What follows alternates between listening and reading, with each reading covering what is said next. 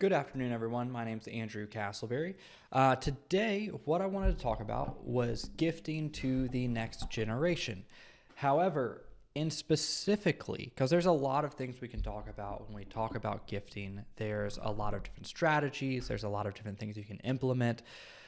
But I really want to talk about when today was splitting your assets based on your beneficiaries and treating your assets as an asset by asset scenario. So why I'm kind of talking about this is what we see a lot of times with clients is they will treat their retirement accounts, their estate, their home brokerage accounts as one big pot.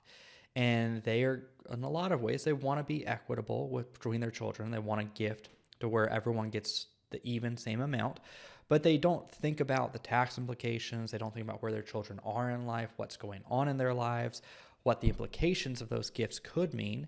And in a lot of times they might say, all right, well, everyone's going to get a 50-50 split or a 25-25-25 split.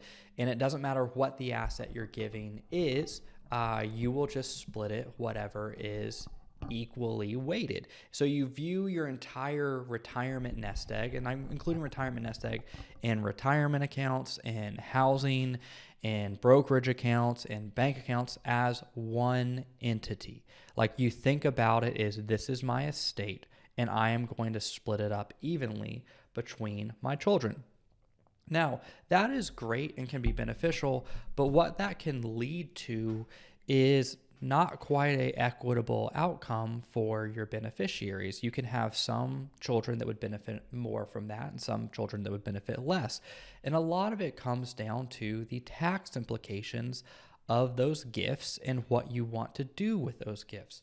So what I want to do today is really break down the difference between a all-in approach, like a one pot approach, to an asset by asset approach, because that's going to matter a lot in what your beneficiaries have to do with those assets, how they have to distribute those assets, and then what that looks like from a tax implication. Because you want to give your money to your kids, you don't necessarily want to give more of your money to Uncle Sam, and that's what we want to try to avoid. So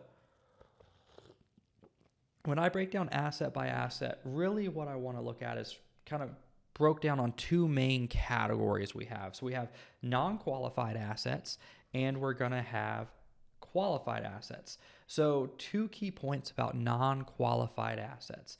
They typically receive a step up in basis, and they typically do not have restrictions when it comes to how the beneficiary can work with them. Now, for qualified assets, they typically don't come with a step up in basis, and they typically do have restrictions. Now, some examples of these. So let's look at a non-qualified asset to start with. That's going to be brokerage account, real estate, cash. So like anything that's not tax advantaged right now. So it's not a 401k, it's not an IRA, it's not a retirement account of any measure. It's going to be a non-qualified asset.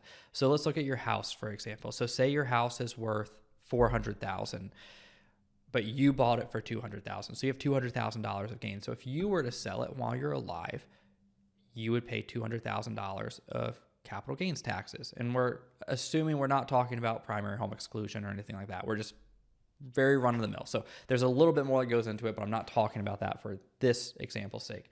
But if you were to die and pass that house away to your children, it gets a step up in basis. And that means your child gets it at the value it was when you passed away. So rather than your purchasing price of $200,000, they get it at $400,000. And then if they were to sell it the next day, they sell it as if they had it at $400,000. So if they sold it for $400,001, they would pay capital gains taxes on that $1, not the $200,001 that you would have paid. So those pass pretty efficiently whenever you pass away to your children, and they get a step up in basis. They also don't come with a requirement of what you have to do with it. So if your child wanted to keep the house, they could keep the house and say they were like, well, we really like our parents' house. We'd rather sell our primary home and move into it. Or, hey, we don't want to sell this house. We want to convert it into a rental property. Or say your house is on a lake and they want to make it a vacation property for the family, for all the siblings. They have whatever they want to do with the house, they can do it. They can burn it down if they want to. Doesn't matter. It's theirs. It's their asset. Same with a brokerage account, bank accounts, anything like that. It's going to be their asset. Brokerage accounts are going to get the step up in basis as well. So if you bought like a share of Apple stock, for example, and that had appreciated at the price of that share of Apple stock at your passing would be the new cost basis for what your children will receive. So there's no time frame. There's no IRS rules that say they have to distribute it by a certain amount of point. It's just their asset. And they're typically going to be paying capital gains rates, which for most people are going to be around 15 or 20% capital gains rates as it sits right now. Now, with qualified assets, that's fairly different because a qualified asset does have some restrictions with it. So when we talk about qualified assets, we're talking about IRAs, we're talking about 401ks, Roth IRAs fall in here as well, although it's a little bit different. So we're mainly going to be talking about like pre-tax 401ks and pre-tax IRAs because those are going to be the ones with the biggest tax implications. Those are also the ones most people typically have. Now, those don't get a step up in basis when you pass away, because they're deferred tax. So what happens, so say you have $1 million IRA and you pass away and your child inherits that $1 million IRA. As it sits right now, they have 10 years to distribute that and have that account be zero. They could do it, and there's a couple different circumstances, but we're assuming in most cases it's a parent passing it to a child, and it's a 10-year rule. So again, some of it depends on how old you were as a parent on whether or not you have to take required minimum distributions out of it. Some doesn't. For our purposes, we're just going to be talking about this most simplified version, which is you have 10 years to distribute it. You can take it evenly over those 10 years. You can lump sum it at one point in time in those 10 years, but it's 10 years. But when you take money out of that account, you are going to be paying ordinary income taxes on that. So it's going to be dictated not on capital gains rates, which are either going to be 15 or 12%, but it's going to be dictated by whatever your ordinary income tax rate is going to be. And that's going to be what you make plus the money you took out of the IRA. So if you pass away and you leave your child $1 million in a 401k or an IRA, they have to start figuring out what's the best way to pull that. And if you pass away, and most people pass away and leave assets to their children when they're in fairly higher earning years. So say you pass away and your children are 40s, 50s, or even early 60s and still working, they're typically probably in those higher earning years, which means they might be in a 24% bracket, 32% bracket, 35% bracket. They might be at 37 with tax law changes. Who knows? But they're probably going to be in a higher tax bracket, which means when they pull that money out, it's going to be taxed at a higher dollar amount. So when we talk about gifting to children, and we're specifically today talking about gifting to children after you pass, one of the things you want to be aware of is what are your beneficiaries' finances looking like? Because if you want to be equitable between your children and you want them to get roughly the same thing, you really need to take into account what the tax liability is going to be on your children. So first off, we want to look at a couple different things. So income levels and earning potential. So let's assume we have a family unit of 4 people, a mom and dad and a son and daughter. In this assumption, the mom and dad are going to end up leaving $2 million to their kids when they pass away. So the mom and dad have passed away. There's $2 million. There's $1 million in a brokerage account, and there's $1 million in a traditional IRA. Well, the mom and dad on the one pot approach wanted to be equitable, so they did 50% of each account is going to be the same. 50% of the brokerage goes to the son, 50% of the brokerage goes to the daughter, 50% of the IRA goes to the son, 50% of the IRA goes to the daughter. They both get $1 million, 500 pre-tax, 500 brokerage. That's that. Well, both of them are going to pay capital gains rates on the brokerage. But now let's look at what those are going to be. So let's assume the son is in a solid career, but he might be a teacher. He's a lower income earner. Let's just assume his marginal tax bracket is going to be 22%, which means his capital gains tax bracket is going to be 15%. So he is only going to be paying 15% tax on the brokerage account and 22% tax on the IRA as he pulls it out. So again, pretty decent amount, but not a ton. And let's assume the daughter also in a steady career, but she went into consulting. And she went specifically into corporate consulting. So her income is significantly higher than her brother, who is a teacher. And let's assume she is in the 37% tax bracket and then the 20% bracket for capital gains. Well, you look at that and you say, all right, well, yeah, the parents left everything equal. They both got the same dollar amount, but the daughter is going to end up paying 10%, or what is that? 10%.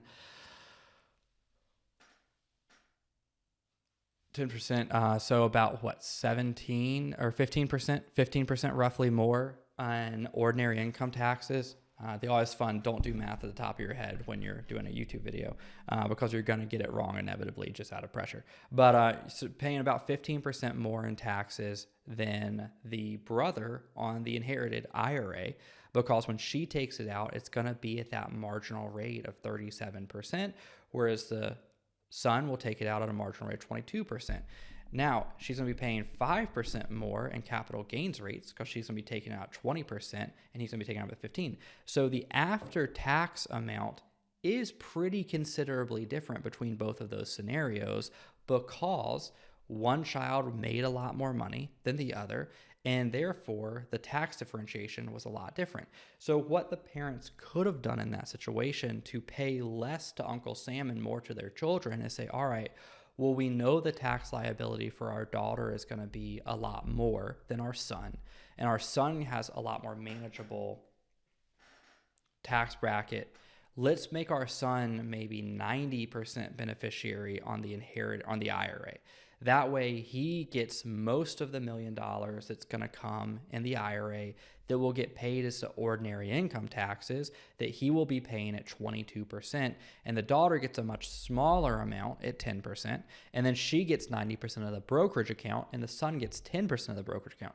That way the daughter's only paying 37% tax rates on 10% of the IRA, and she's paying 20% on most of the brokerage account, where the son's paying 15% on the brokerage and 22% on most of the IRA. So it makes, even though it's not necessarily a similar, like a 50-50 split on each account, it creates a more equitable transition on the tax liability of both. Or even if you just did a slightly higher percentage altogether for the daughter because you're accounting for taxes.